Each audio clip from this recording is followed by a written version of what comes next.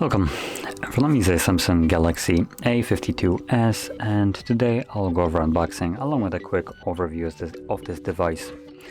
So anyway, let's get started and pop it open. Now I will actually mention this right off the get-go.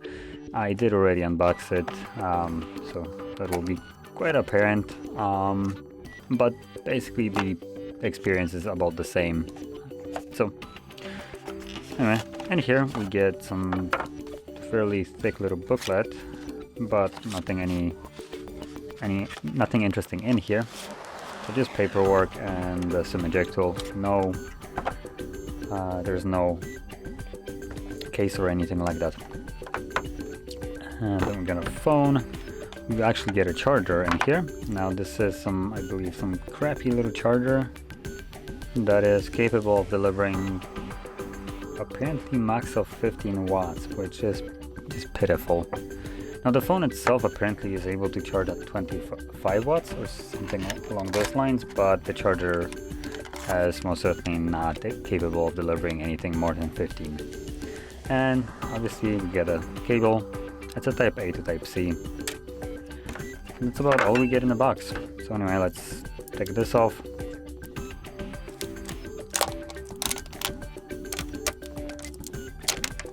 There we go. And there we go. As you can see, the phone is set up already, so at least that's shortening up the time this would take, because I don't know if you're aware, when you go through the setup of Samsung's for the first time, you basically are required to connect to Wi-Fi, and then the device also needs to reboot for some reason. So hey, we don't have to do that right now. So anyway, jumping straight to it, we can see the display right here. So this is a 6.5-inch display. It's a 1080p by 2400 Super AMOLED display with a 120 Hz refresh rate. So it is battery smooth, really nice. And yeah, I basically, honestly, get fairly decent display here. Now, screen to body ratio, it's a little bit on the lower side, even though it looks fairly good. The bezels are a little bit chunky, to be honest, though.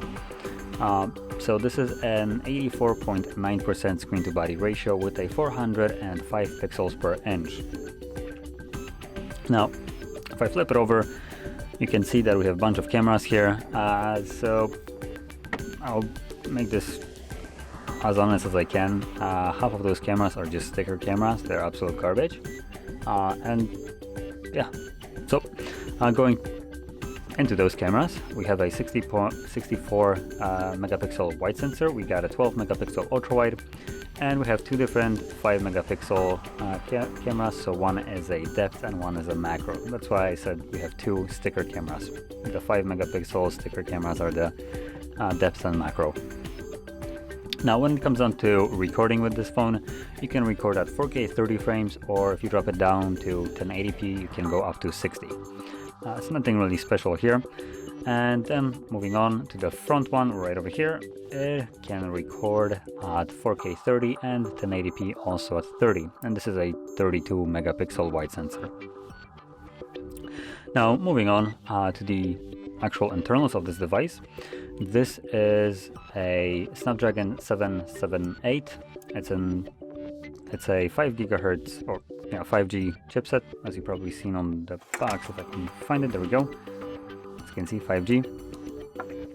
And we have a couple different versions of this. So we have the 128 gigabyte storage and 256.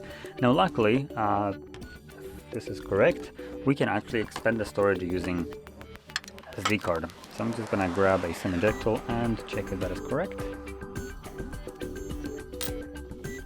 Yep, and there we go. So you can pop in SD card, expand the storage further, so you don't have to worry that you're gonna run out of it. Now, that is also a nice benefit because you can go for the lower storage model, so 128, and you have in both cases choice between 6 and 8 gigabytes of RAM, no matter which storage you pick. So honestly, if you want to have more RAM, go for more RAM, but probably stick with the 128 gigs, because honestly you can slap a half a terabyte storage in here and call it a day.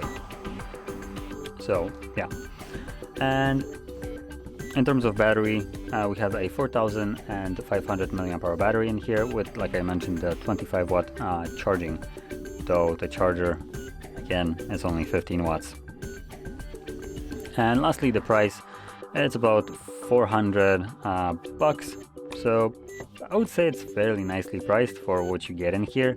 Obviously, if you're planning to go for some other devices like Xiaomi, you're gonna get better value for your money here, but again, if you want something like Samsung, this is fairly reasonable price for it, I would say. But like I mentioned, Xiaomi will probably be better if you're only looking for just performance per dollar. Obviously there is no other competition here. Xiaomi will straight up win. For about 400 bucks you're gonna get flagship Snapdragon most likely, so yeah. And if not a flagship, it's most certainly gonna be better than this. But like I said, it's Samsung, so I know some people will probably want to have something like Samsung's or Apple's, and this, to be honest, is a fairly powerful device with a relatively reasonable price tag and decent specs, especially in the screen department. So anyway, that being said, if you found this video helpful, don't forget to hit like, subscribe, and thanks for watching.